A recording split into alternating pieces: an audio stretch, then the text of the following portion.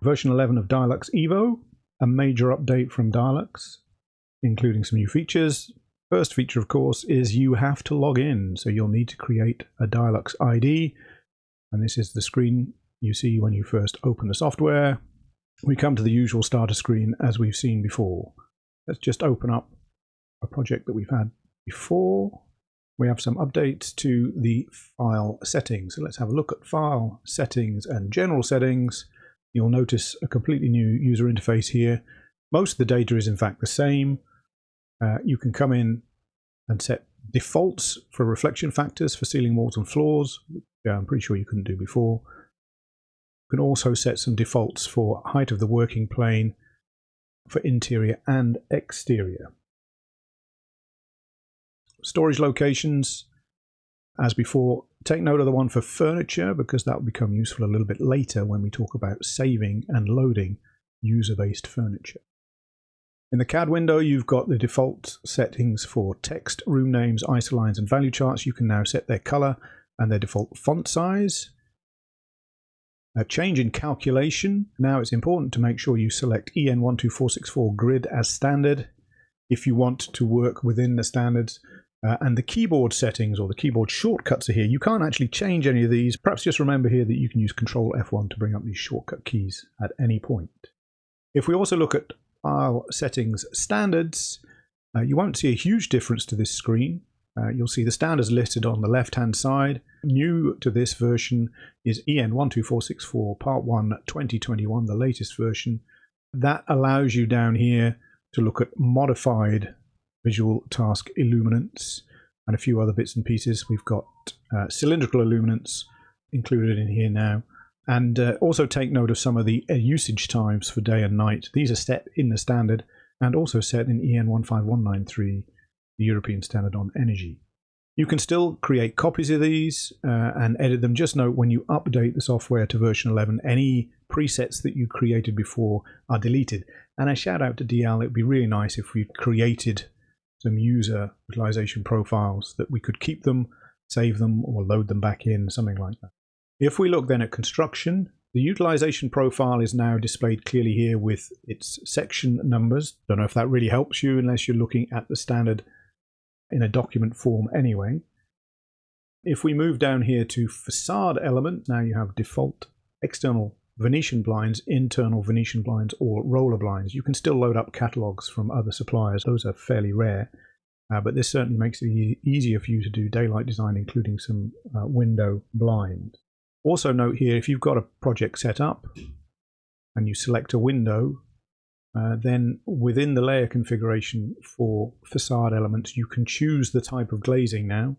You can then see its color, defined in RGB terms, its reflection factor, degree of transmission, refractive index.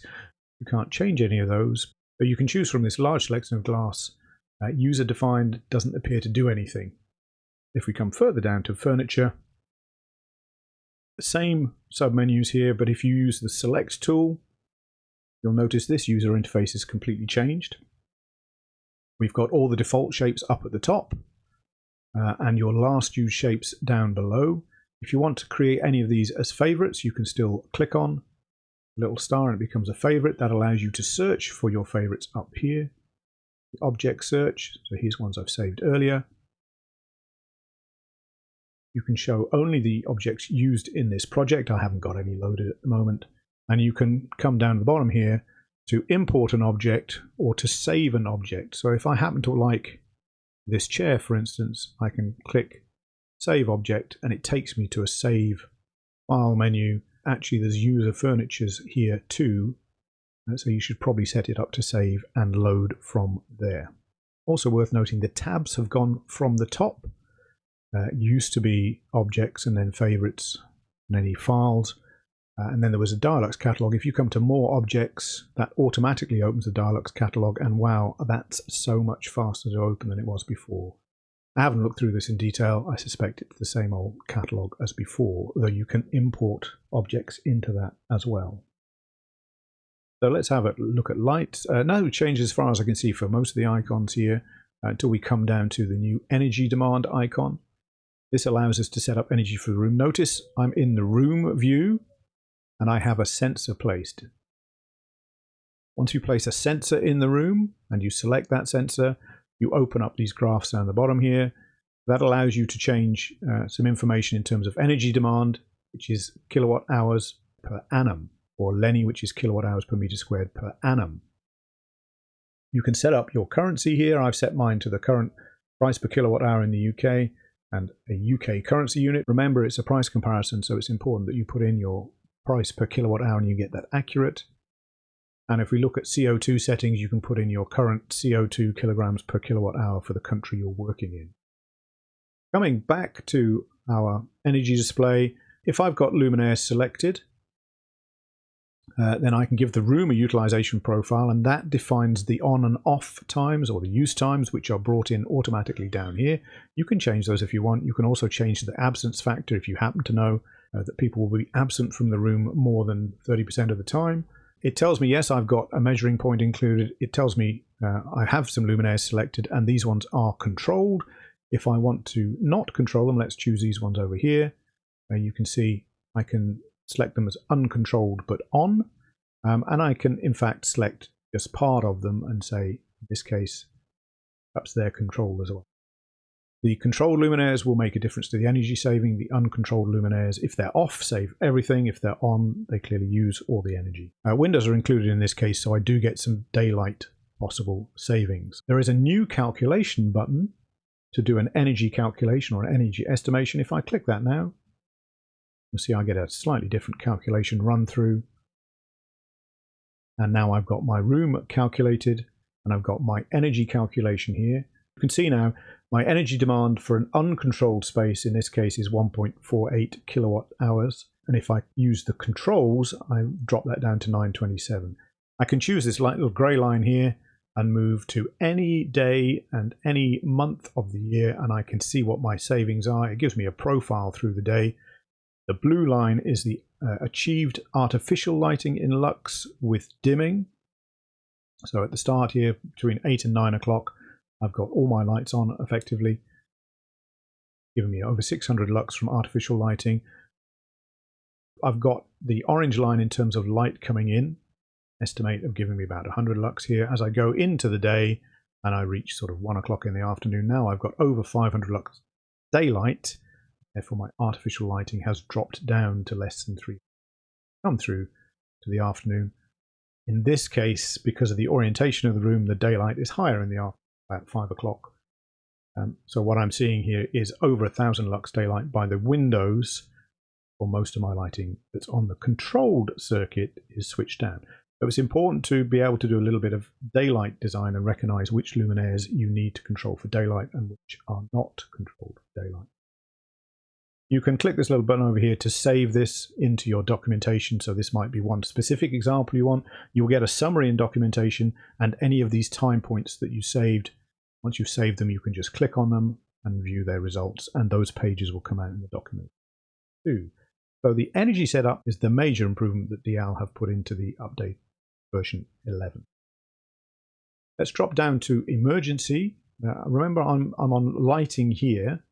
In emergency light, there's one major change. If you're designing with the luminaires, remember you can turn on this false color preview. This false color preview has to work with one single luminaire selected, and you have to have an escape route or an anti-panic zone in there. So if I click this luminaire and then click it a second time, it becomes part of the false color preview for emergency lighting.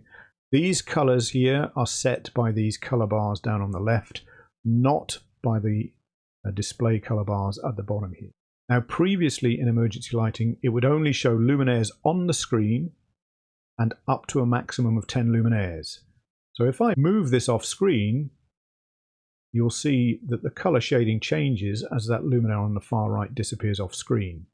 But remember, you need the complete room or the complete space on screen, but you can now choose the number of luminaires you want to render in the visualization. I can put up to 50, and that means on very large spaces now it will include up to 50 luminaires in calculation. So it's possible to do warehouses with all luminaires. Bear in mind that can be quite taxing on your computer, so if your computer is struggling, remember to keep that number of luminaires down to 10 or less. The Dialux 11 also changes some things about the CAD window. Clearly we've got these energy buttons added, and that shows this complete energy screen with these graphs at the bottom. Up in the top right we have a new calculation button. No real changes to the options to calculate, and we have an energy calculation button as well. You'll also see some display options. First off, normally when you install the software, you'll see this energy readout in the bottom right hand corner here, showing our potential energy used. You can turn that on and off with a little green leaf icon. And in energy, if you change the display type, you can show it as kilowatt hours per meter squared per annum. That's a Lenny figure, or kilowatt hours per annum. Other display settings, if we just go to 3D for a moment and look at our live display here, we've got luminaires showing their light visualization. That's governed by this 1 to 50 luminaires as well. You can see if I draw this back to 1, just the luminaire I've selected goes the light. If I draw it up towards 50, all the luminaires in the room, in this case, are shown with light visualizations. If you're aiming spotlights, it can be useful to see the live visualization. Bring that down to 1 and you just aim the spotlight you're working with. You'll also see a change to light distribution. There's a drop down box now here, so I can show light distribution curves for the selected luminaires, which I've got set at the moment, or for all luminaires, which in this case turns on everything in the room. Let's just have a quick look at road lighting. There's one minor change here. So here I have a scheme with some luminaires already placed. I want the luminaires to be not at the curb line, which is where they automatically place, but to overhang the road. So if I just type in 1 meter for that, but you'll see the luminaire now moves into the road, but the pole moves with it. In older versions of Dialux Evo, we would have to change the boom length then. That would keep the luminaire in the same place, but move the pole back onto the pavement. So here we are back at our original installation to show you a new option here. If I just tick the box here, so now I can use pole distance from roadway. And if I want to now move the pole back by 1 meter, I just enter in that box and the pole moves back and takes the luminaire with it. I still have the chance to then change the boom length and the pole remains where it is and the luminaire moves. So you now have two options, either to move the luminaire and then adjust the column relative to it, or to move the column and adjust the luminaire relative to that. If you like the content and want some more, hit the like and subscribe button. If you've got questions, leave them in the comments. If you want to join an online Dialux course, give me a shout too.